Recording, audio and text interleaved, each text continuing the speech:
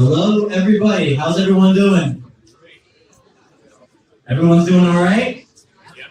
All right. I'll start 10:50 on the dot just because of the fact that we have a lot going on. I'm sure you want to go to. I'm sure you guys want to go to some other speakers as well. So my story, I am going to talk about how I scaled from 2 to 12 units in roughly under 2 years. So a little bit about me. I entered into the real estate world quite unexpectedly. In 2017, my wife and I bought our first property, and it was also not our first property, but it was our first investment property. It was a duplex. So we lived in one unit, and then we rented out the other. And people coined this term as house hacking. So this initial step sparked our journey into real estate investing. And that same year, when we went to our honeymoon in Hawaii, or the following year, we felt pretty inspired. So we bought 2 additional rental properties. By the end of 2018, we had acquired 4 rental properties and successfully completed our first flip. So today, I own over 20 plus units. I've undertaken several flips, and I am actively involved in new construction projects. I'm also open to partnering with I'm also open to partnering with others on joint ventures and exploring opportunities with newer investors to help them build their own real estate success stories. I have a quote. It's from Albert Einstein, that education is what remains after one has forgotten what one has learned in school. So my academic path was quite unconventional. I graduated high school with a 2.7 GPA and an SAT score below 1,000.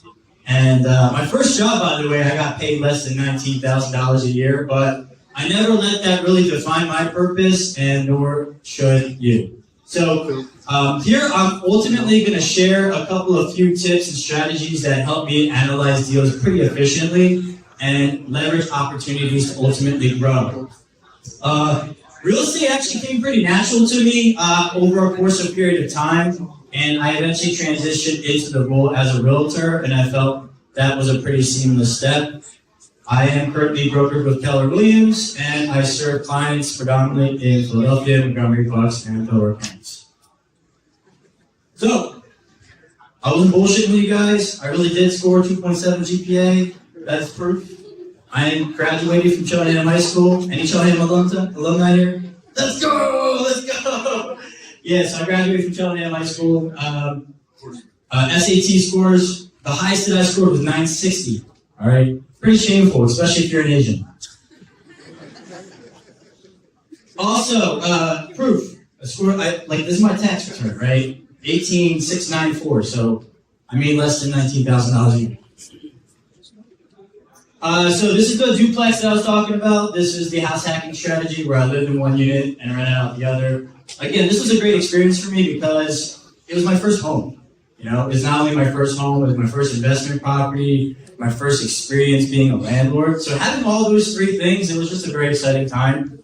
And I just caught the bug. I bought 4 more properties that following year, completed a flip. And today, I own over 20 plus units. I do new construction. And I'm also a realtor. So, I want to make sure that this is all about you guys, right?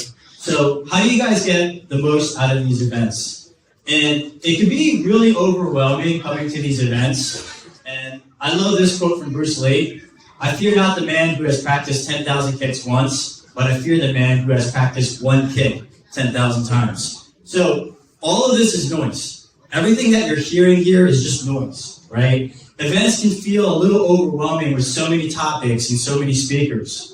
But I want all of you guys, there's going to be one speaker that you're going to gravitate towards, and I want you to focus on what you truly want to commit to and you want to implement, and I want you guys to go out and get it, all right? And I want you to implement what resonates with you, all right? There's so many ways that you can make money in real estate, and honestly, you could just choose one and you can make a lot of money.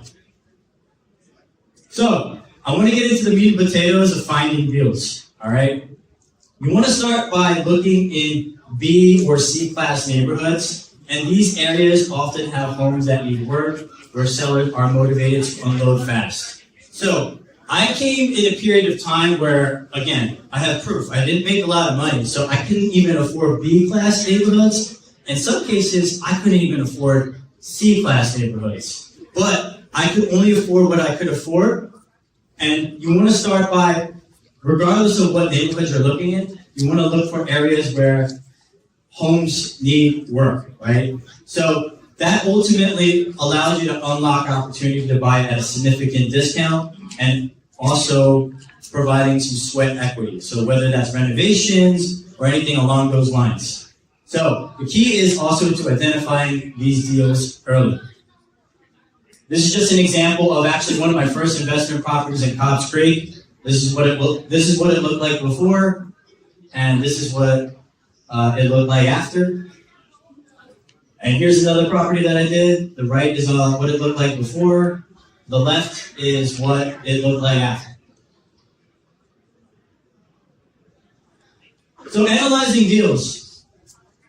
Analyzing deals, you quite hear often the term ARV, and I think sometimes a lot of speakers that come up here say ARV without really explaining it. So I just want to put it in simple terms that ARV means the after repair value. So this is what a home will be worth once you fix it up, after repair value, right? To estimate this, you look at similar homes in the same area that have sold recently and are in pretty good or decent or great condition, okay? These are called comps. That's another word that all these investors try to throw out there, right? I don't want to confuse you guys about that either. It's just a short term for comparables. And what that means is if there's 3 renovated homes, right, in the neighborhood that have sold for $250,000, well, guess what, guys? It probably sold for $250,000. So that's how you want to figure out where you want to start. It's with ARVs. Okay, after looking at ARVs, you want to look at the finishes, right? And you want to make sure that all the finishes are relatively similar. And I think where a lot of people make the fault is that they avoid looking at properties that actually need work, right? All this stuff for a lot of investors, especially a lot of beginner investors, it scares them, right? Because they don't know what this is going to cost. They don't know what that's going to cost. Oh, is this foundation problems, right? But this is where you unlock all the value, right? And how do you unlock value? You follow the 70% rule, okay?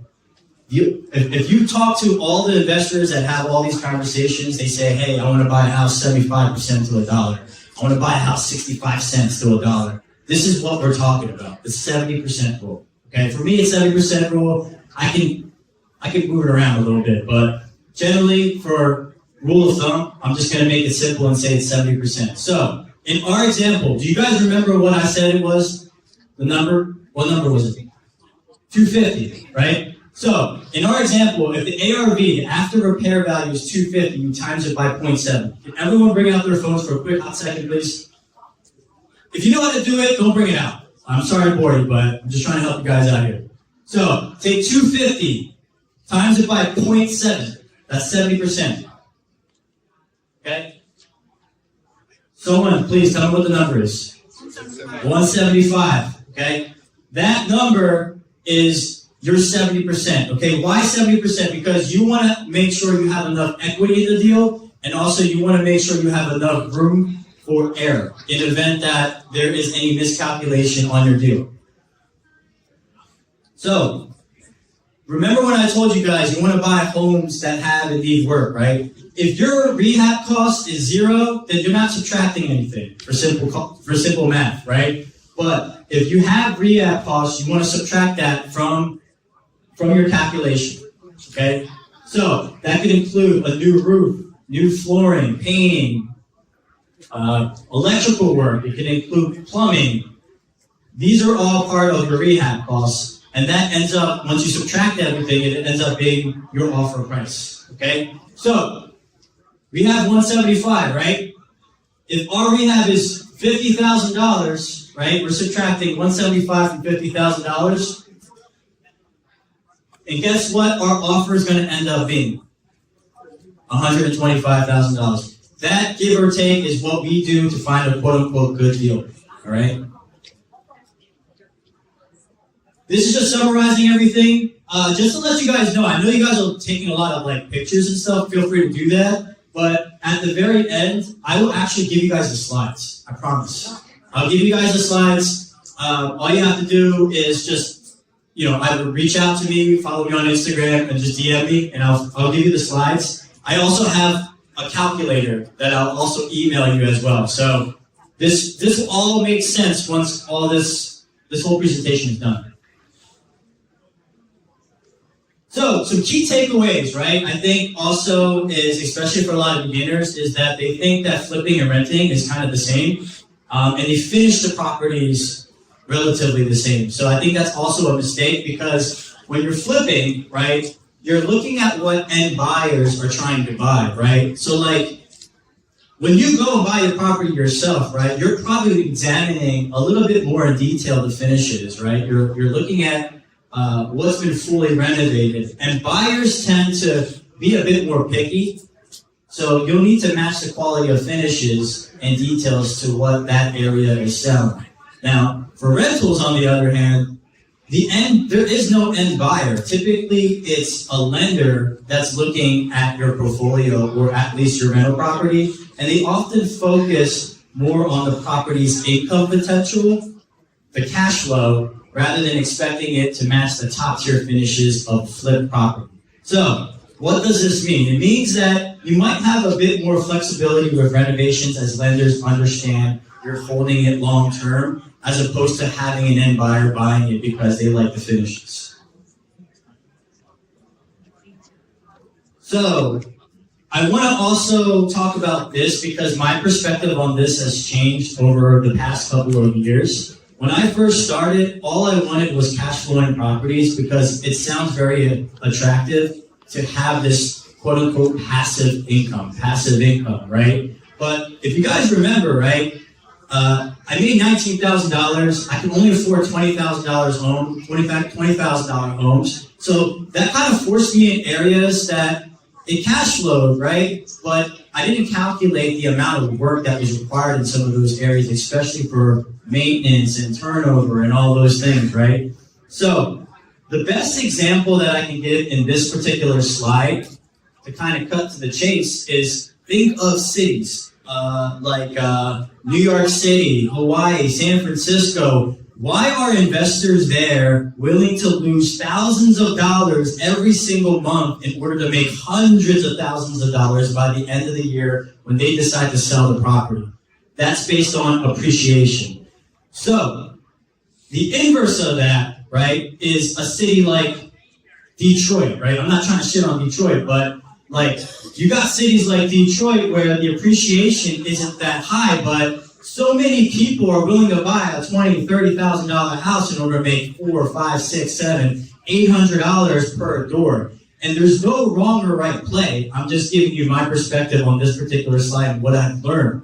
So with that being said, right, neighborhood quality to me matters. All right, this is coming from someone that has invested in areas that are on the rougher side. All right, appreciation plays often tied to properties in higher quality neighborhoods where areas tend to have better schools, safer environments, and strong demand from homeowners. While cash flow plays primarily on monthly income. They're often in areas of higher risk, more tenant turnover, or slower long-term growth.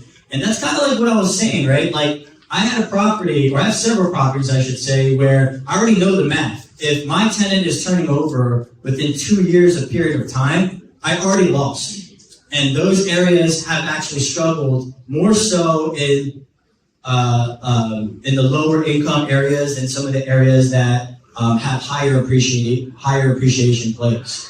So my take, as I mentioned, is I've noticed that properties in appreciating areas often deliver a more stable and substantial long-term return, even if the cash flow isn't as impressive up front. So, for example, a property in a prominent neighborhood may only break even, monthly, but you can gain significant equity, within 5 to 10 years period of time. So the other thing you have to consider is forced appreciation, right? When you force appreciate, right, that means renovating. And sorry, I'm not trying to confuse you guys, but when you renovate a home, right, the right renovations or strategic improvements can drive up the property's value significantly. And that becomes way more prominent in areas and neighborhoods that become better, right? So I'll give you an example. Instead of focusing solely on properties that cash flow for $300 a month, look for opportunities to add value in areas where home prices are steadily increasing. Even a modest gain in value, right, equity, right, of 5 to 10% a year can actually outpace cash flow, right? And trust, I've done the math, right? And this is just a basic example. I know there's some people who are going to say, John, what happens if this is what? But I just wanted to make it very simple and very, illustrative purposes. So property A is a cash flowing property. You purchase it for $100,000. You rent it out for $1,200. Your monthly expenses are $800. Your cash flow is $400, right? Your annual cash flow is $4,800. Then you look at the appreciation side of property B, right? Purchase is a bit higher. It's $300,000. You rent it out for $2,200, but you have more expenses, right? It's $2,000. You only cash flow $200, okay? And your annual cash flow is less. It's $2,400, but you're appreciating 5%, okay? Here is the 10-year outcome of that. Assuming that property A doesn't have any equity or stagnant appreciation, your return on property A is going to be $48,000. And for property B, assuming that you have a $15,000 a year return, right, based on appreciation, your total return is $174,000. So I just want you guys to understand, right, there's no right or wrong reason, no right or wrong way of playing the game, right? It's better to play than not play, obviously, but after my experience in getting more and more into the thick of things, I realized that the appreciation play actually looks a bit more attractive, honestly, to me. And that's just my personal opinion. So, what are some of the barriers to kind of push things up a bit? I think a lot of people come here, and I think it was a great segment because the last person talked about lines of credit without any money. I think that's the biggest barrier that a lot of people have, right? And this is me, right? Someone who wasn't fully, completely educated, so to speak, and someone that didn't make a lot of money. I probably made a lot less than most people in this room. I mean, $19,000. And I don't want that to let anyone hold you back. And the key is understanding the fundamentals of the deal, because remember that one thing that I told you guys to do? If there's one thing that you could be good at and you understand of analyzing a deal or finding the deal, there's someone in here or someone in this room, including myself, that will help you fund that deal, right? So not having the money, honestly, should be kind of like the last excuse that most people should have in this room. It's honestly having the deal. That becomes very important. And that's a good place to start. And that's a good problem to have. The other is, this is kind of where I struggled with in the beginning, and part of the reason why I became a real estate agent was comping homes without the MLS, right? A lot of solutions we have are the pretty obvious ones, like Zillow, Redfin, or PropStream. The other is networking with real estate agents, because many real estate agents are willing to share comp data in exchange for potential business in the future. So what I would suggest is, please make sure that you interview the agent that is competent to take care and make sure that they're able to do their job appropriately. But at the same time, I would highly suggest that you as well put some skin in the game, and if they offer, right, or if you offer an agency agreement with them, take it.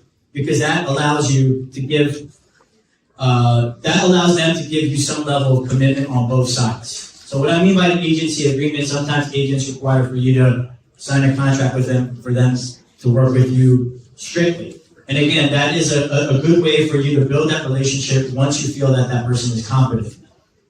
The other is you want to build a relationship also with wholesalers, right? Because they also typically have MLS access. They also might have a better understanding of estimation of renovation costs. Now, just as many as bad agents there are, like realtors, there's also tons of bad wholesalers. So that same due diligence, I just want to make sure that all of you guys are also doing as well. Some other solutions, you want to start by walking through similar homes in your area. A good place to start is where you live. You want to note the finishes, the appliances, and the layouts. The other is working with experienced contractors and ask for ballpark estimates. As many times as investors have gotten burned from contractors, I don't think it's fair to ask a contractor for a quote if you're not going to pay them. You know what I mean? Like, I think I'm really big on, like, reciprocation, right? Like, hey, if you're going to go out on a quote and get a quote, I would highly recommend that you also be willing to pay the contractor to go out there and give you one. You're not going to get it every single time, you're not going to like ask for the quote every single time, because at a certain point you're going to remember, or you're going to have a good idea what these renovations are going to end up costing you, right? But these are small investments that I would definitely recommend that you make as you're starting out.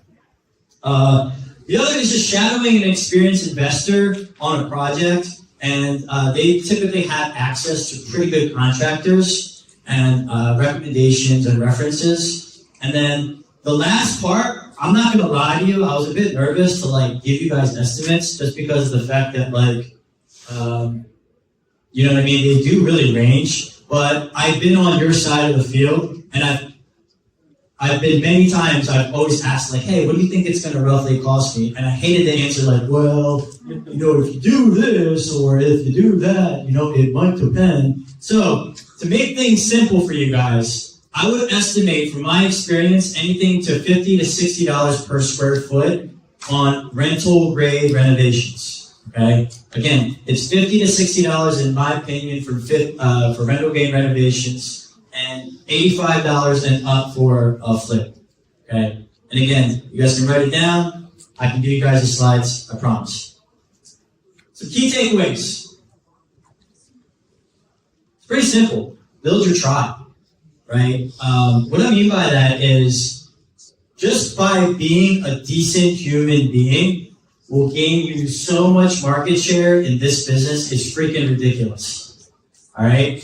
Like, whether it's good or bad, your reputation will be known in the real estate industry, because your reputation will be known in the real estate industry because you will continue to see the same faces. Like, when I'm in these events, I've probably seen like a handful of the speakers here that I've seen multiple times, whether it's on transactions or networking events and all of the above. All right. So I would highly recommend to build your tribe into things that you feel passionate about. Right. So, for example, I train mixed martial arts. Okay. I train jiu-jitsu. I have a tribe there that I talk about real estate. I go to church, right? I'm a deacon of my church. Like, there is a tribe there, right, that I talk about real estate. I have other various functions that I join. I have other memberships that I'm part of. And that is a key component of why you guys are all here, and it's a good place to start. So I was going to give you this tool. This is pretty much like what I talked about on steroids, but it's a calculator. It's on a spreadsheet. I'll send it to you guys. Okay. All I ask is QR code right here. You have to have Instagram. I completely forgot. We got some old people here that don't have Instagram. So yeah, I'm colorblind. What's your office? Bluebell. Let's go, Bluebell. Yeah. So, my telephone number, I'm kind of nervous to give this to you, but 267-371. Is that Google? No, it's actually a cell phone. Is it? 267-371-3920. I would prefer that you DM me just because my assistant handles that and he will send you everything. But if you do not have Instagram, please feel free to text me and I promise I will send you the slides and I will send you the calculator as well. Just make sure you add your full name, email, and number. Full name, email, and number, please. What's your number again? 267-371-3920. I feel like reading a lot of numbers. Let's see if it's ringing. Yeah. Is it ringing? It's up there, so yeah. All right, so I will leave it to questions. Anyone have questions? How long have you been in real estate? How long I've been in real estate? So 2017. Investor before that? Or? I started as an investor in 2017. Oh, gotcha. Yeah. Yes. How'd you finance your first deals? How did I finance my first deal? Okay, first deal is a 203K loan. It's an FHA loan. It's a home renovation loan, not very common. It was my first investment property that I financed through FHA. And then after that, I started getting into hard money. I started using hard money. And that's actually really important for that 70% deal because guess what criteria lenders are using? They are using the same criteria that I'm teaching you guys. So if you can get in at a deal at 70%, right? Well, the lender probably could fund the whole entire deal with very to little no money. Yes? You said $50 to $60 a square foot renovation on rental rate. Do you mean like it's completely shell property? No, so rental grade meaning, so the question is, what did I mean by $50 to $60 per square foot on rental grade? That's typically like a bathroom, a kitchen, flooring, basic cosmetics. Flip grade is what you want to look at, which is $85 and plus. If it's a shell, that's probably what you're looking at. It could be up to 100 plus. I have new construction, like literally like ground up. That's probably at least $150, 150 up. So again, I'm a little nervous to kind of give you guys that generalization, but I also know that you have to start somewhere. So I think that's a good place to start. Yes? How do you know, like when you're first starting out, what contractor to go to not get basically for your money? Yeah, so the question is, how do I know what contract to go to without getting, ripped off, right? So for me, a lot of that was based on like already having some relationships or using references. I think references is a good place to start. The other thing that I did, which is kind of crazy, and again, I don't know what I don't know, but I just went on a lot of forums like Bigger Pockets, and they always said, hey, if you wake up at 6 o'clock in the morning and you go to Home Depot, you might find a good contractor. And guess what I did? I woke up at 6 in the morning and I found my first good contractor. And again, I think that's a good thing to do just because if a contractor starts at 6 a.m., they're actually beating all the traffic for deliveries and also for supplies. And if you think online, go to Home Depot at 9 a.m. That's when all the contractors are there and they take forever. So I think that could be a good place to start as well. I did it. I can't say what other people have done. But yes? John, indeed.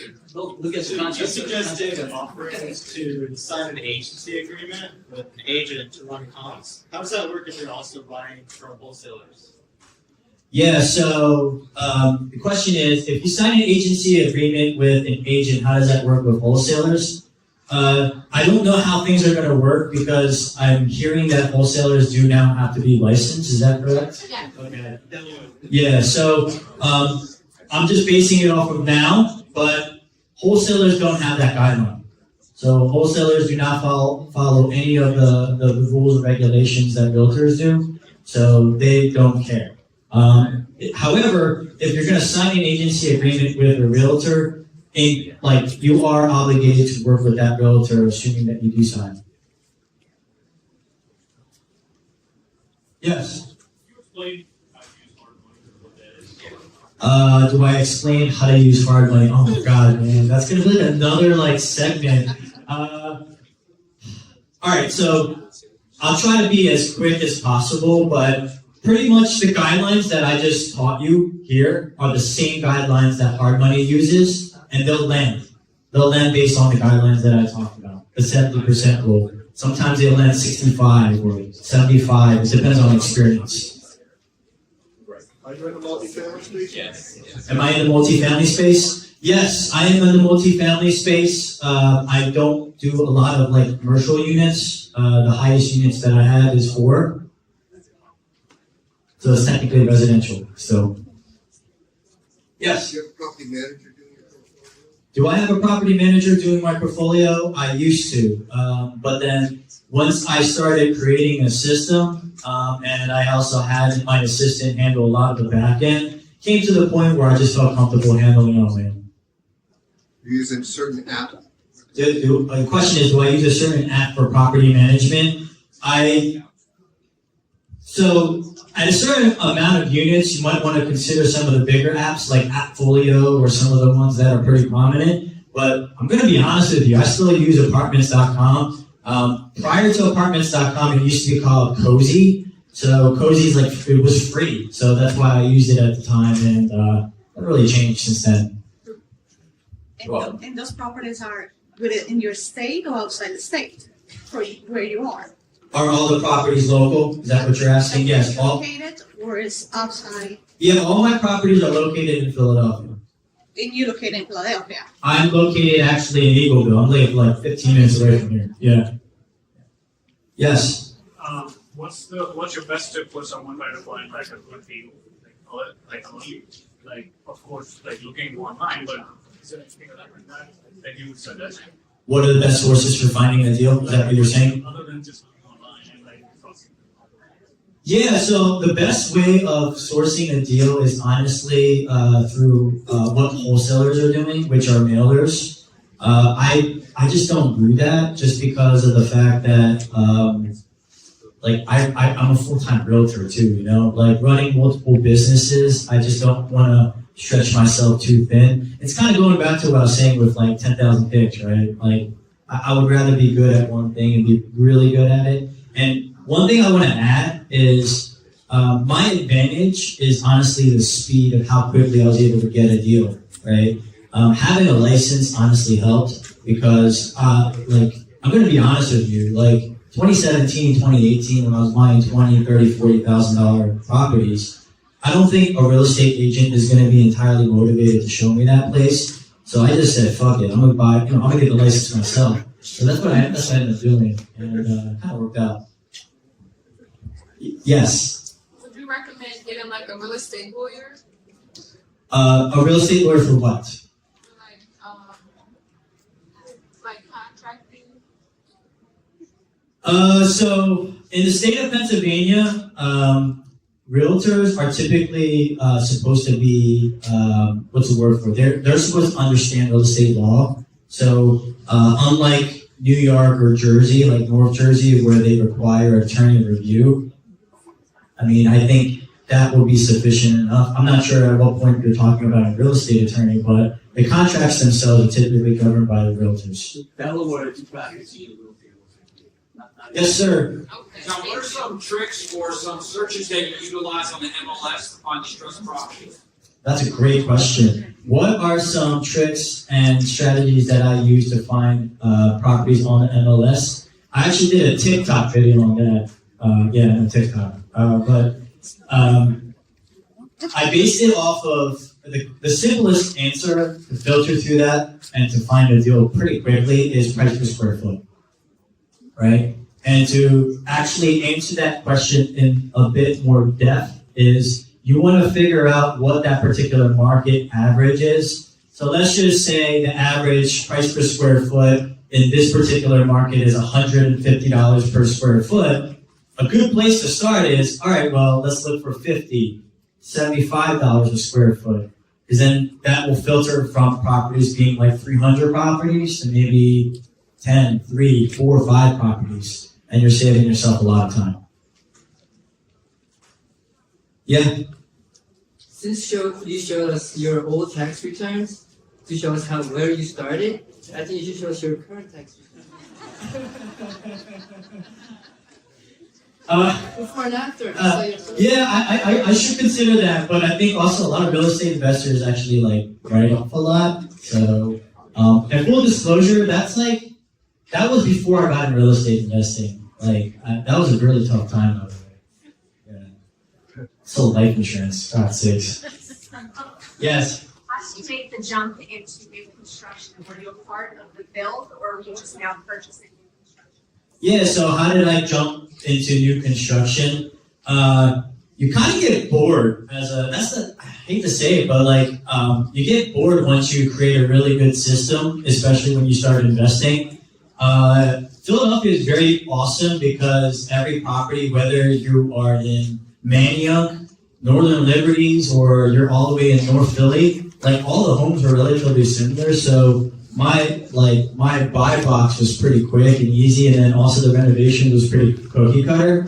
And then I was like, you know what? I think I can probably get a little bit more risky into doing new construction, and that's kind of how I started. And I wish I actually didn't. Honestly, I have different stories on why I didn't, but my suggestion is, especially for people who are starting, is find a lane. Just get really good at what you're doing. You can make a lot of money in this business. I just want to. Yes. Yeah. When you say about the average per square foot of renovation, that's materials and labor, correct? Yes, the question is the average price per square foot is including material and labor. Yes, that is. So if you have 1,000 square foot house and I'm saying $50 a square foot, that'll be $50,000. Yes. You're including electric and plumbing in that? Yeah. Yeah, so it's a ballpark number, right? I think it's a good place to start. That's the best way to put it. Because you need to comp the house, right? After you comp the house, then you need to subtract the renovation, and you can plus or minus from there. The only way you're actually going to know is after you get a quote. You know what I mean? And please, guys, don't be afraid to pay the contractor, $150 to go out there and get you a quote. You're not going to do it all the time. Yes. How do you negotiate with the contractors in regards to if they go over a certain amount of days? I know contractors have their own contracts, but do you negotiate that contract with them so that your projects get done on time? Yeah, so I'm going to be honest with you. No, I've never done that. I know that some people have. And when I first started, a lot of it was just, I think one question I want to answer was, how do you find a good contractor? A good way to start is you give them smaller projects, and then you start kind of hey, why don't you paint this wall? After you paint the wall, why don't you do the kitchen, do the bathroom? Eventually, you're going to start giving them more, right? And then if they are doing it in a timely fashion, then that's kind of how I judge whether or not I'm going to continue using them. But incentivizing, I don't really do that, to be honest with you. I try not to make it really complicated. Anyone else? Yes? What's your financing strategy in the Expo phase? Yeah, so I never heard of hard money in the beginning. I've never heard of hard money in the beginning until I started using it. So once I did, I was poof, wow, that was a great strategy. Then eventually got into private money, and now I'm currently into joint partnerships and working with other people. All right, yes. Were you intentional about your portfolio in your area, how you kept contractors that kind of stay within that? Yeah, that's a great question. So the question is, was I intentional with where I was investing? I'm going to be honest with you, no, because I invested where I thought was a good deal. I was so caught up on cash flow. Hey, can I make it to 70 cents a dollar on this deal? I made 60. My criteria is 65 cents to a dollar. So that was even more equity. And I was trying to cash flow at least $300, $400, $500 a door, which I did. But had I not been that tight, I think I could have looked in probably in better areas, and that That's what I was talking about, right? Appreciation plays. So guys, don't be afraid to look at appreciation plays. That's the kind of thing that I want to wrap up here with. If you need to reach out to me, obviously feel free to DM me. And if you need to give me a text, feel free to do so. Apart from that, thank you for having me. Thank you. Yeah, you're welcome. You're welcome. I leave real estate, find you the best rate. All throughout Philly like Schuylkill Expressway. Talking to people who out of the 215, even the 267, who always helping like, oh, no time for no student.